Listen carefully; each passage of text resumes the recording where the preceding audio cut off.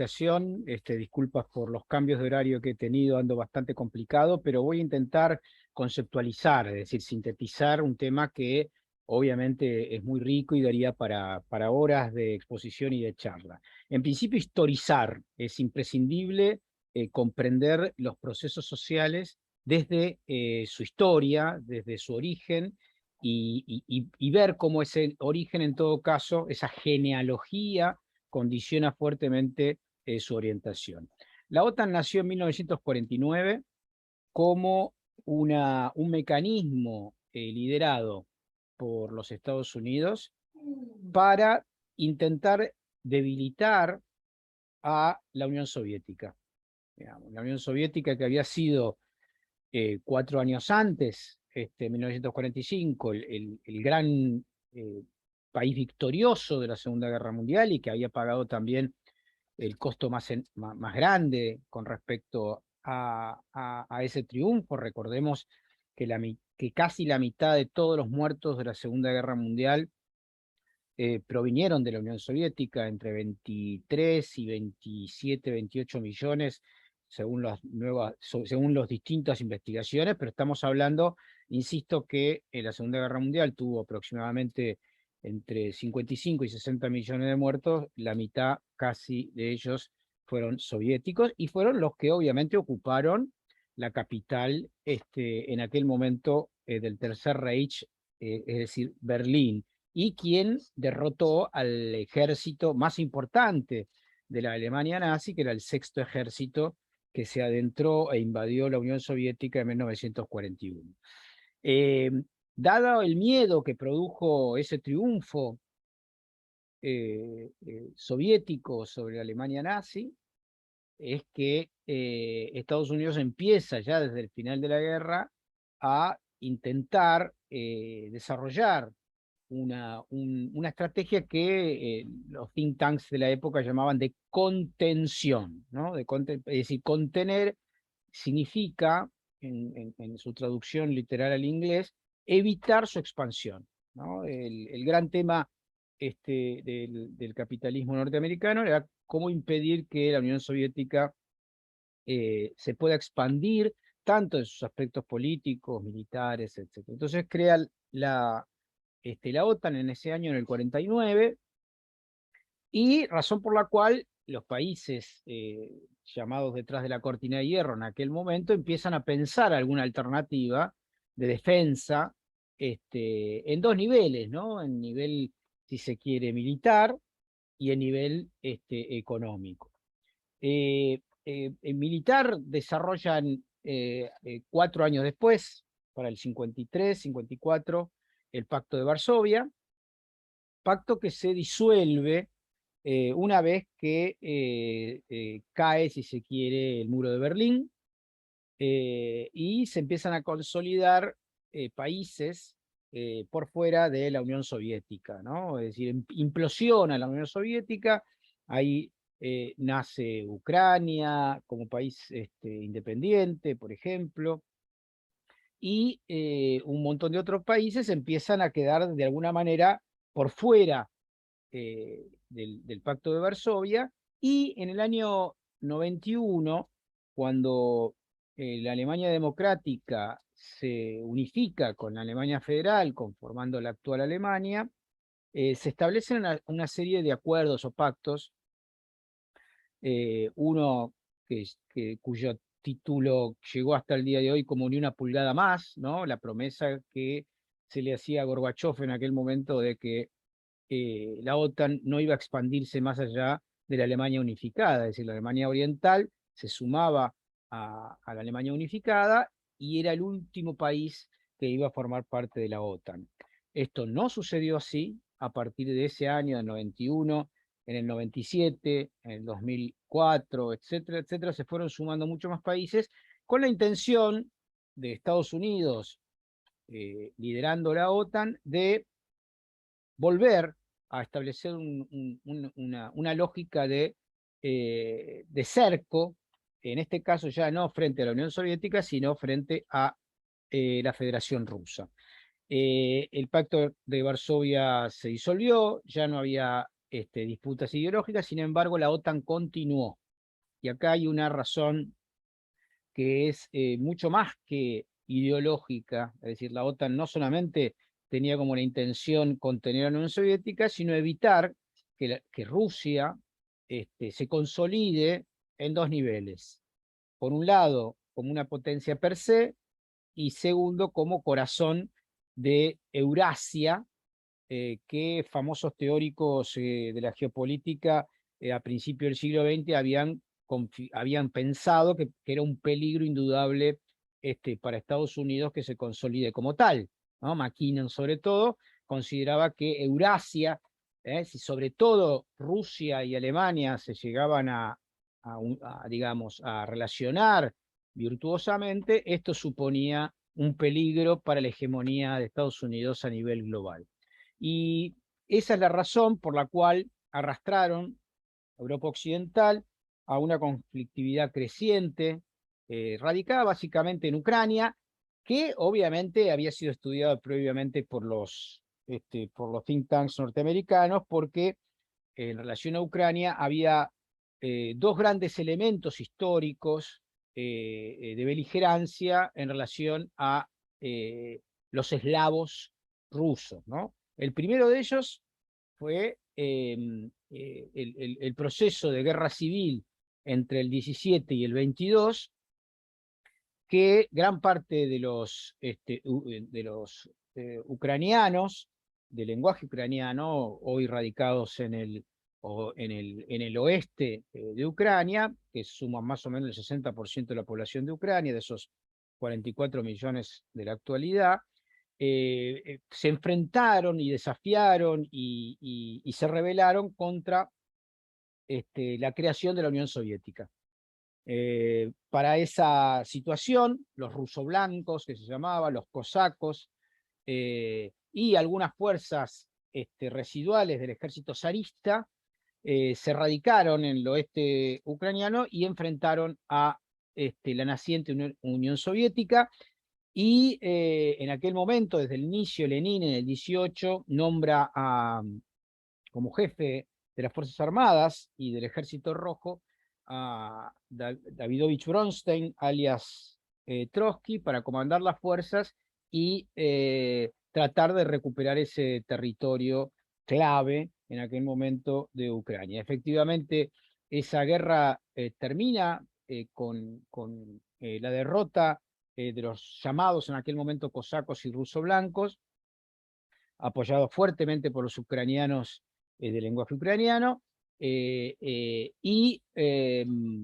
bueno, en el transcurso, Trotsky posteriormente a eso entra como un jefe del ejército triunfante, pero empieza ya la interna que todos conocemos con quien era el secretario de organización de Moscú, el georgiano Stalin. Esa primera derrota de los ucranianos tuvo una segunda vuelta en la década del 40, porque muchos de los derrotados de la década del 20 se fueron al exilio básicamente a Alemania,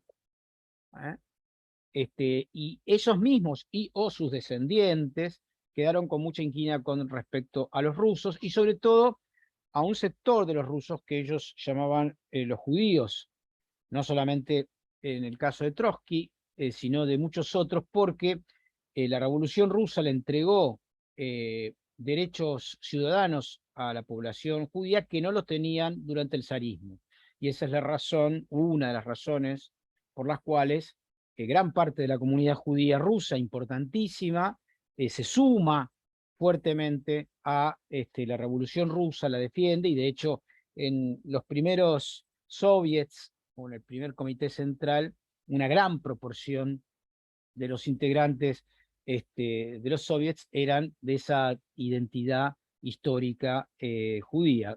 Razón por la cual los ucranianos odiaban fuertemente a los rusos y a los de identidad judía, ¿no? Porque los habían vencido en la década del 20 y les habían impedido lo que ellos consideraban una independencia propia y autónoma. Ahora, decía yo recién, y esto es muy importante en términos históricos, que pretendieron vengarse de esa derrota sumándose a las tropas nazis a partir de fines de la década del 30 y principio del 40. Cuando Alemania nazi invade la Unión Soviética, uno de los ingresos del sexto ejército nazi es por Ucrania, y trae importantes batallones ucranianos en sus filas, comandados básicamente por un independentista ucraniano que luego formará parte de las SS nazis, que se llama Josep Bandera, que era el líder del grupo nacionalista ucraniano, que de alguna manera consideraba a los rusos, a los judíos, como sus enemigos. Ese ingreso por Ucrania tiene un nivel de violencia y de crueldad insospechado. Los ucranianos que ingresan como batallones, el batallón Galitzia, por ejemplo, es uno de ellos, el más famoso, masacran población rusa, judía, matan 1,5 millones de judíos, y el número no es azaroso, es la segunda comunidad judía más masacrada dentro de Europa. La primera es la polaca con 3 millones, la segunda la ucraniana con 1,5 millones. Obviamente los rusos, y sobre todo los que defienden, las primeras tropas que defienden a la Unión Soviética, también son asesinados o enviados a campos de exterminio de concentración. Entonces, esta segunda intentona ucraniana, como todos sabemos, es vencida nuevamente en aquel momento por la Rusia soviética en el 45, ¿no es cierto? Y gran parte de los actores vuelven a irse al exilio, entre ellos, por ejemplo, Josep Bandera, que es perseguido durante años por los servicios de inteligencia soviéticos, y por fin es ejecutado en 1959, si no me equivoco, en Berlín. No me acuerdo si en Múnich o en Berlín. Ahora bien, la realidad es que estos dos procesos, el del 20 y el del 40, suponen dos derrotas enormes para los hablantes en ucraniano, que además se creen descendientes del verdadero origen del Rus de Kiev. El Rus de Kiev es el nacimiento de la primera Rusia, producto de unas invasiones vikingas en el siglo IX y X. Ahí hay todas unas discusiones. De hecho, la primera capital de Rus de Kiev es, como su nombre lo indica, en Kiev, en lo que hoy es Ucrania, y Kiev es la capital de Ucrania. Y luego con las inversiones bárbaras, las llamadas inversiones bárbaras, sobre todo la de los mongoles, etcétera, esa capital se traslada a Moscú, ¿no? Y más adelante se produce la decisión del cristianismo, conformándose distintas iglesias nacionales, como por ejemplo la ortodoxa rusa, la armenia, la georgiana, la ortodoxa griega, la siria, etcétera, que no son integrantes del catolicismo apostólico romano, ¿no es cierto? Y eso es importante porque hoy por hoy la Iglesia Ortodoxa rusa apoya la defensa que ha hecho la Federación Rusa de los rusohablantes, que han sido masacrados desde el 2014 hasta el 2021, que explica gran parte de la intervención militar rusa en el territorio ucraniano. Esas masacres desarrolladas luego del golpe de Estado del Euromaidán desde 2014, esas masacres son las que de alguna manera son una venganza, porque en ese sector, en el Donbass, son ruso-hablantes, ¿no? Ahí el 90% el ruso y el ucraniano son dos lenguajes muy parecidos, ¿no? Se escriben con los mismos caracteres cirílicos, y es como, yo siempre lo explico, es como el castellano y el galego, ¿no? O el castellano y el catalán. ¿no? O el castellano y el portugués, es decir, tienen una misma raíz, pero sobre todo los acentos impiden muchas veces que se pueda comprender. Pero es importante entender esto de la historia, porque si no se comprende la genealogía, se cree que el conflicto en Ucrania nació simplemente de la cabeza de Vladimir Putin, ¿no? Y esto es el resultado, básicamente, de una decisión estatal de la Federación Rusa, que tiene gran apoyo de la sociedad rusa, y tiene gran apoyo, por supuesto, de los distintos partidos políticos de Rusia, producto de que se estaba desarrollando un genocidio con las mismas banderas de Stepan Bandera. Recordemos que Stepan Bandera, integrante de la CSS, fue nombrado en el 2018 Héroe Nacional de Ucrania, cosa que es una provocación insoportable para aquellos rusos que tienen más de 20 millones de muertos en su memoria, producto de estos nazis que hoy llamamos ucronazis, y que indudablemente lo son, y no se necesita esconderlo, simplemente con ver las banderas y las reivindicaciones y sus signos militares, hacen permanentemente homenaje a la Alemania nazi. Entonces,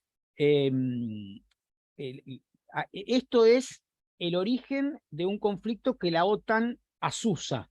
A la OTAN le interesa quebrar el vínculo entre la Federación Rusa y Alemania por muchos aspectos. Uno energético, por supuesto, para vender su gas licuado más caro que viene por barco, ¿no? Y otro porque suponía ese vínculo entre Alemania y Rusia una competencia estratégica de liderazgo mundial importante, ¿no? Si se hubiesen integrado realmente Alemania y Rusia en términos políticos, energéticos, cooperación. Rusia siempre quiso ser parte de la Unión Europea, e incluso Putin llegó a decir en el 2014 creo que fue: nosotros no tenemos problema ni siquiera de ser parte de la OTAN, no, o sea, nosotros queremos integrarnos. Bueno, no se los dejó integrar. ¿Por qué? Porque efectivamente Rusia tiene un concepto histórico de autonomía y de soberanía que es incompatible con la lógica neoliberal impuesta por Estados Unidos al resto del mundo. Y ahí está quizá la madre del borrego también de la conflictividad actual de la OTAN en relación a China. El tema es el control mundial, y si alguien desafía eso, sea Venezuela, Irán, Cuba, Nicaragua, China o Rusia, pasa a ser el eje del mal y enemigo de la humanidad. Y entonces se construye un relato a través de las plataformas mediático-comunicacionales para instituir a los malos, ¿no? Y hacerle creer a la ciudadanía global que se trata de democracia o se trata de valores o de derechos humanos, etc. Bueno, creo haber Jorge, hecho una introducción.